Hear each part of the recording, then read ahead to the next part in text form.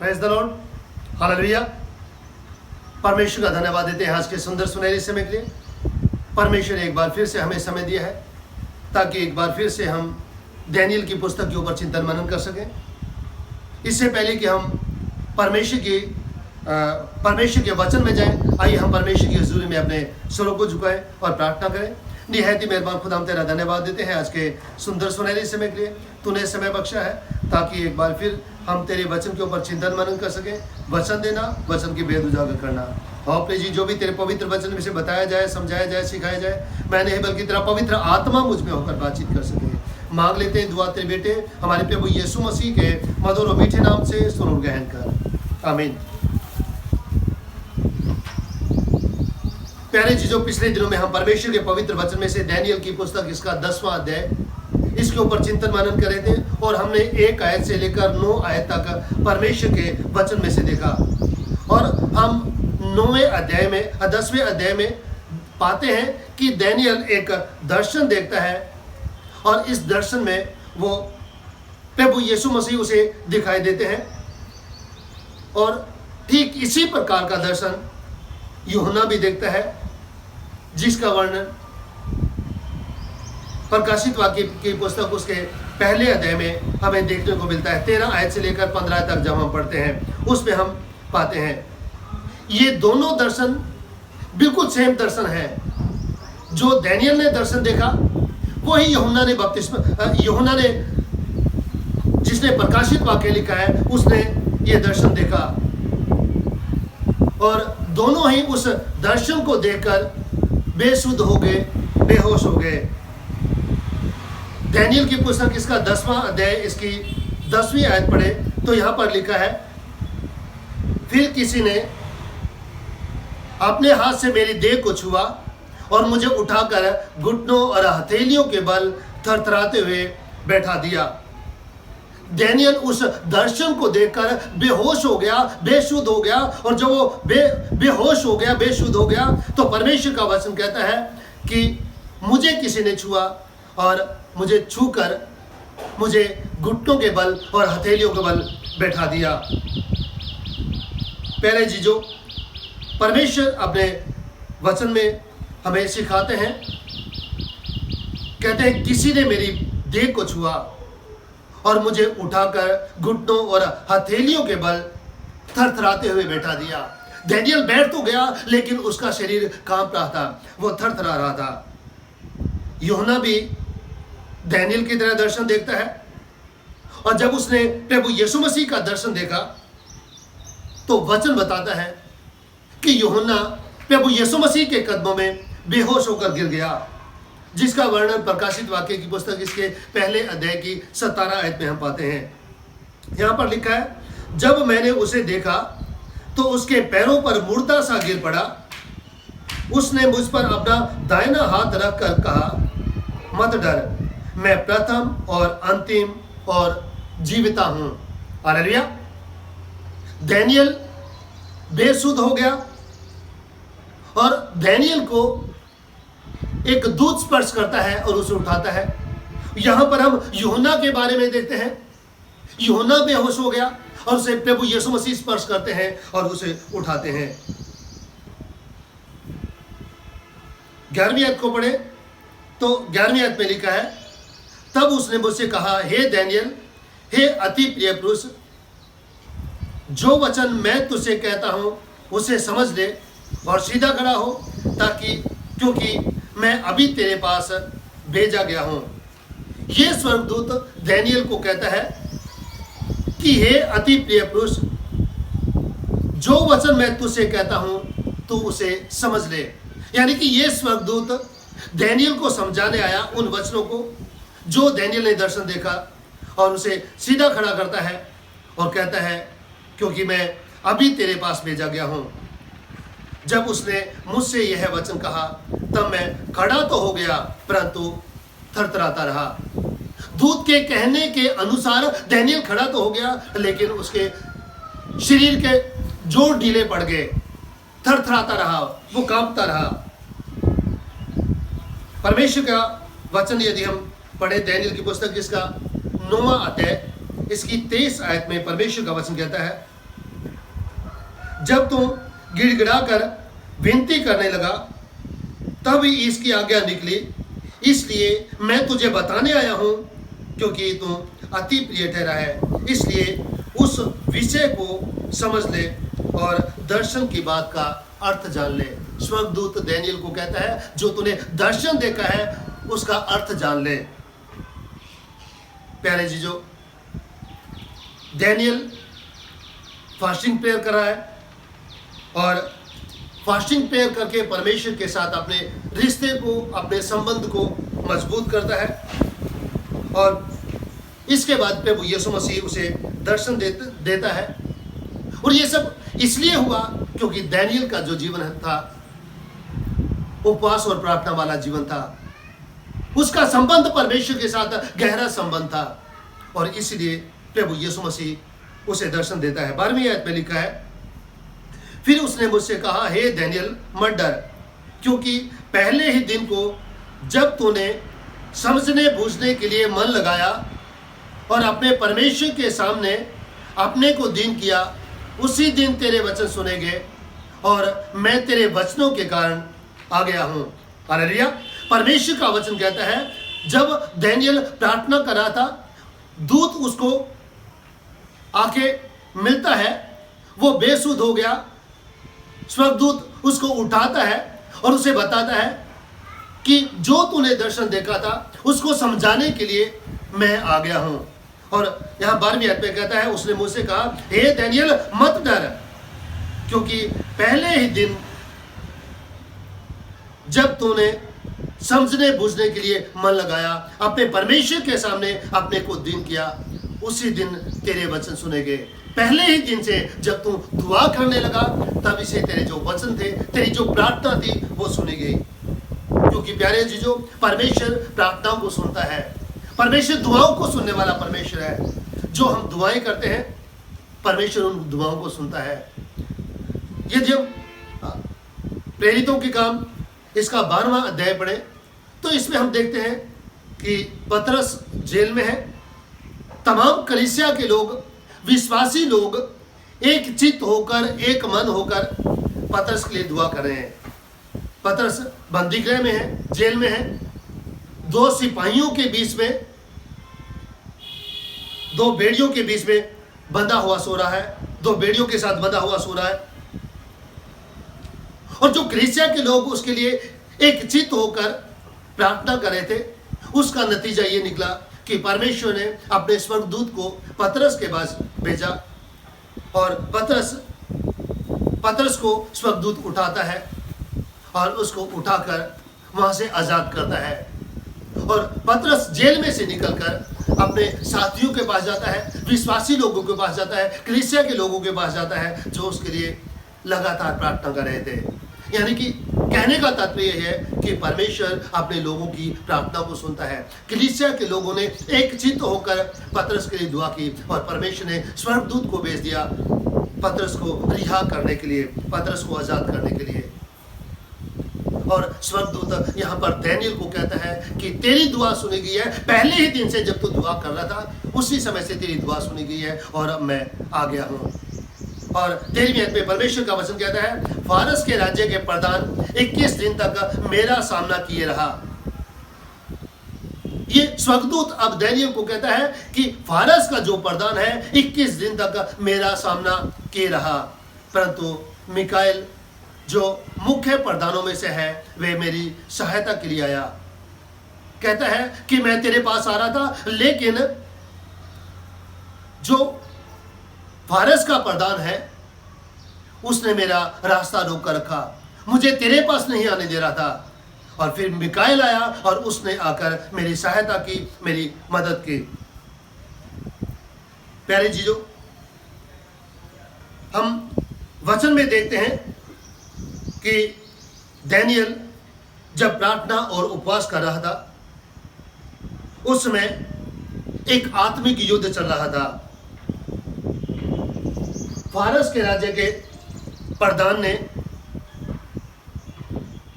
Daniel को एक स्वर्गदूत के द्वारा परमेश्वर का संदेश पाने से 21 दिन तक रोके रखा। और ये फारस का प्रधान कोई और नहीं था, ये कोई मानवीय राजा नहीं था, बल्कि ये शैतान के सैन्य दलों का प्रधान था, जिसने इस स्वर्गदूत को रोक के रखा। प्यारे चीजों, परमेश्वर ने प्रत्येक मनुष्य के लिए और प्रत्येक देश के लिए स्वर्गदूत नियुक्त कर रखे हैं। और इसी तरह से जिस तरह परमेश्वर ने प्रत्येक मनुष्य के लिए स्वर्गदूत नियुक्त कर रखे हैं, प्रत्येक देश के लिए स्वर्गदूत नियुक्त कर रखे हैं, और इसी तरह से शैतान ने भी जो शैतानी दूत है उनको नियुक्त कर रखा है प्रत्येक मनुष्य और प्रत्येक देश के लिए। और ये जो पतित दूत हैं, जो शैतान के दूत हैं, ये अक्सर परमेश्वर के दूतों में और शैतान के दूतों में खींचातानी चलती रहती है, इनका आपस में टकराव होता रहता है। और यहां पर भी यही बात हम देखते हैं। आगे जब हम पढ़ते हैं इफिसियों की पत्री, इसका 6वां अध्याय, इसकी 12 और 13 आयत में परमेश्वर का वचन कहता है। इफिसियों की पत्री इसका 6वां अध्याय 12 और 13 आयत में परमेश्वर का वचन कहता है, पौलुस यहाँ पर कहता है, क्योंकि हमारा यह मल युद्ध लहू और मांस से नहीं। हालेलुया। पौलुस कहता है, हाँ, इस संसार में रहते हुए हमारा जो युद्ध है लहू और मांस से नहीं है, परंतु प्रधानों से और अधिकारियों से और इस संसार के अंधकार के हाकिमों से है। हालेलुया। पौलुस कहता है हमारा युद्ध किसी इंसान से नहीं है, बल्कि हमारा जो युद्ध है वो शैतानी शक्तियों से है और उस दुष्टता की आत्मिक सेनाओं से है जो आकाश में है। हमारा जो युद्ध है, हमारा जो मल युद्ध है, दुष्टता की जो आत्मिक शक्तियां हैं उनके साथ है, शैतान की शक्तियों के साथ हमारा मल युद्ध है। और यही बात यहाँ पर हम डैनियल की पुस्तक इसके 10वें अध्याय में पाते हैं। 14वीं आयत में परमेश्वर का वचन कहता है, और अब मैं तुझे समझाने आया हूं कि अंत के दिनों में तेरे लोगों की क्या दशा होगी। हालेलुया। स्वर्गदूत डैनियल को कहता है, मैं तुझे बताने आया हूं कि अंत के दिनों में जो तेरे लोग हैं, तेरे जाति भाई, जो तेरे जाति भाई हैं, जो तेरे अपने लोग हैं, जो यहूदी लोग हैं, उनके साथ क्या होगा।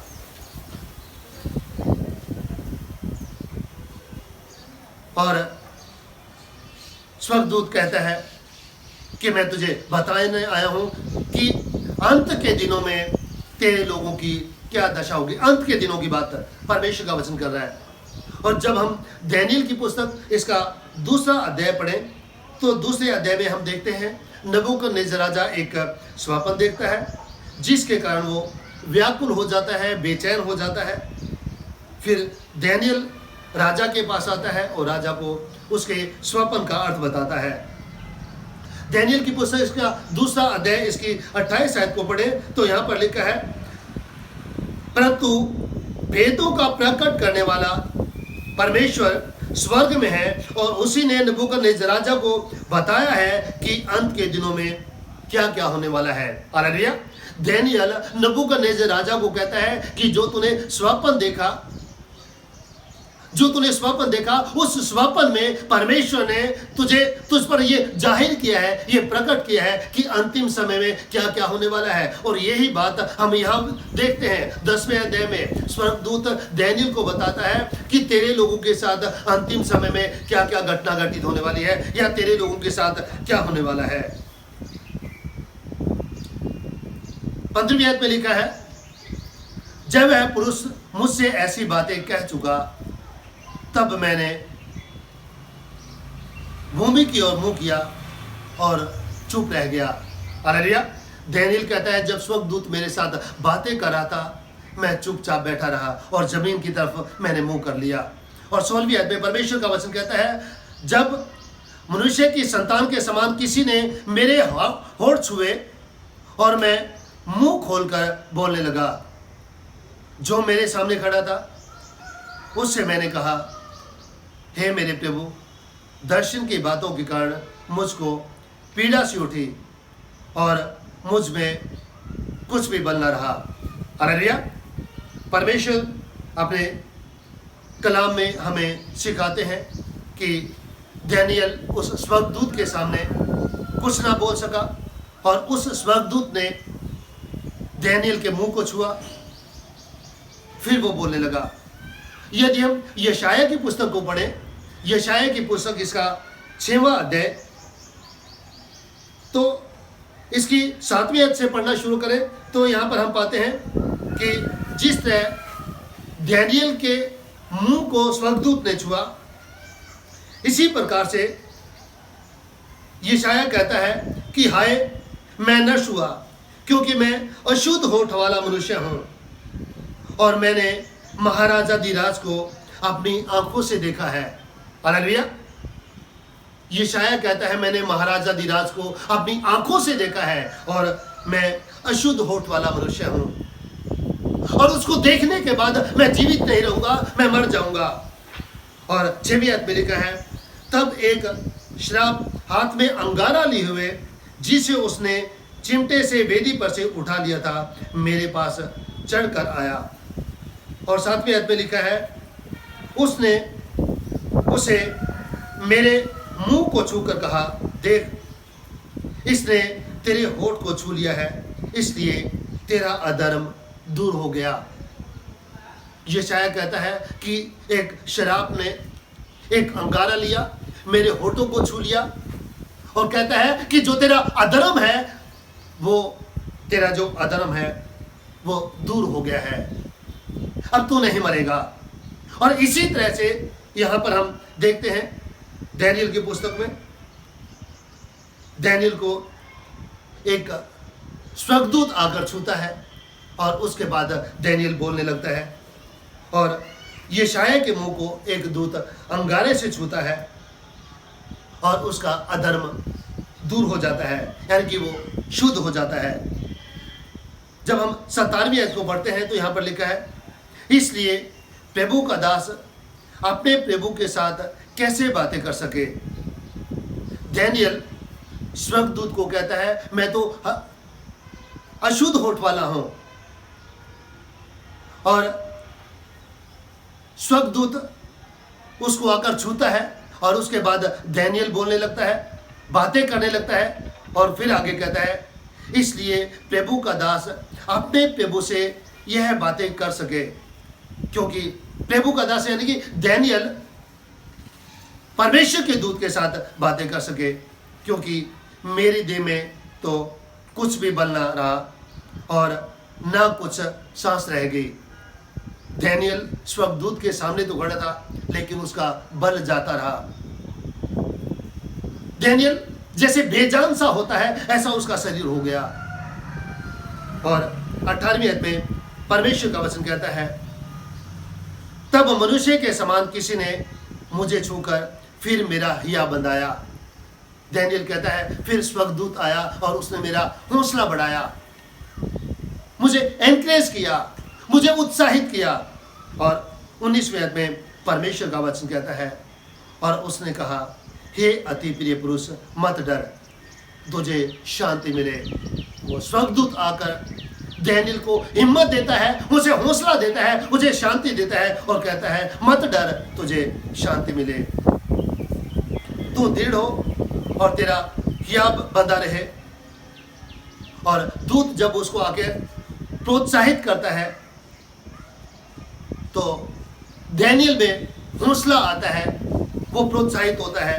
और जब उसने यह कहा तब मैंने हिया बांधकर कहा, हे मेरे प्रभु अब कह, क्योंकि तूने मेरा हिया बंधाया है।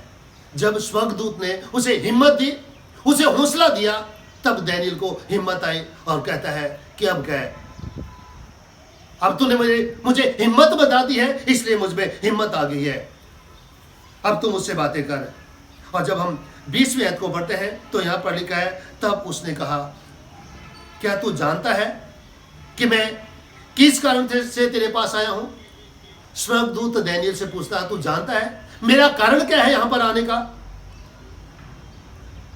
अब मैं फारस के प्रधान से लड़ने को लौटूंगा और जब मैं निकलूंगा तब यूनान का प्रधान आएगा। प्यारे जीजो, दूत डैनियल को कहता है कि मैं इसलिए आया हूं कि फारस के प्रधान से लड़ सकूं, उससे युद्ध कर सकूं। प्यारे चीजों, हमारे चारों तरफ एंजेलिक फोर्सेस काम करती रहती हैं जो हमें दिखाई नहीं देती हैं। जो प्रिंस ऑफ पर्शिया है, वो नहीं चाहता था कि जिब्राइल दूत डैनियल तक पहुंचे। स्वर्गदूत डैनियल को कहता है कि चिंता मत कर, जो परमेश्वर की योजना है वो यकीनन पूरी होगी और ये युद्ध चलता रहेगा। और अब मैं जाता हूं कि जो फारस का प्रिंस है या फारस का जो दूत है, मैं उसके साथ युद्ध करूं और उसके बाद जो ग्रीस का प्रिंस है वो आ जाएगा। प्यारे जीजो, ये जो युद्ध है वो चलता रहेगा और ये जो युद्ध है शैतानी शक्तियों के साथ युद्ध है। और प्यारे जीजो, ठीक इसी प्रकार से हमारे जीवन में भी जो यीशु मसीह को मानने वाले लोग हैं, प्रभु यीशु मसीह को मानने वाले लोग हैं, उसके अनुयायी हैं, उसके पीछे चलने वाले लोग हैं, उनका भी शैतान और शैतानी शक्तियों के साथ इसी तरह से युद्ध होता रहता है। क्योंकि अभी हमने परमेश्वर के वचन में इफिसियों की पत्री में से पढ़ा, पौलुस कहता है कि हमारा जो मल युद्ध है ये मांस और लहू से नहीं है, परंतु शैतान की जो शक्तियां हैं उनके साथ हमारा मल युद्ध है। और हमारा भी जो मल युद्ध है वो शैतान की शक्तियों के साथ है, मसीह विरोधियों के साथ है। और आज बहुत सारे, पौलुस कहता है कि बहुत सारे मसीह विरोधी उठ खड़े हुए हैं। प्यारे जीजो, आज मुझे और आपको भी इस संसार में रहते हुए डैनियल की तरह प्रार्थना में लगे रहने की आवश्यकता है। और जब हम प्रार्थना में लगे रहेंगे, हो सकता है जो मसीह विरोधी है वो हमारा सामना करने के लिए हमारे सामने आ जाए, लेकिन परमेश्वर हमारी सहायता करेगा, हमारी मदद करेगा। जिस तरह से परमेश्वर ने डैनियल की सहायता की, इसी तरह से परमेश्वर हमारी भी सहायता करेगा। परमेश्वर इन वचनों के द्वारा हम सभी को आशीष दे। आमीन। दुआ करें। निहायत ही मेहरबान खुदा, हम तेरा धन्यवाद देते हैं तेरे पवित्र वचन के लिए। उन्हें जो खुदा नाज का तेरा कलाम हम सभी के जीवन में बहुत ऐसे आशीषें और भक्ति लेकर आने वाले उसके, और हम वचन के सुनने वाले नहीं बल्कि वचन के ऊपर अमल करने वाले भी उसके। मांगते हैं प्रार्थना तेरे बेटे हमारे प्रभु यीशु मसीह के मधुर और मीठे नाम से, सुनो ग्रहण कर। आमीन।